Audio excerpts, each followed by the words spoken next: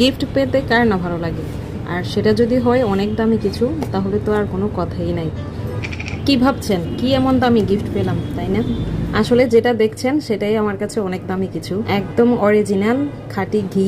ছোটবেলায় আমরা যেমন ঘি খেতাম ঠিক তেমনই স্মেল, তেমনই টেস্ট, জাস্ট অসাধারণ। রান্নার কাজে যখনই আমি ঘিয়ের এই বয়মটা খুলি তখনই কিন্তু আমার একটু খাওয়াই লাগে।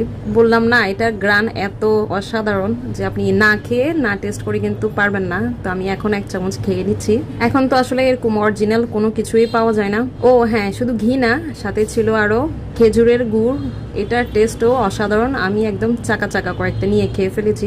এগুলো আসলে যে পাঠিয়েছে ওনার ফুপি গ্রামে থাকে, তো উনি নিজের হাতে এগুলো বানায়। সেল করে কিনা জানি না, তবে আমাদের জন্য পাঠিয়েছিল। এরপর ছিল খেজুরের পাটালি গুড়। এটা দিয়ে আসলে দুধ চিতই, তারপর ছড়া পিঠা, আরো অনেক পিঠা বানানো যায়। তো জাস্ট অসাধারণ। আপনাদের কেমন লেগেছে কমেন্ট করে কিন্তু জানাবেন।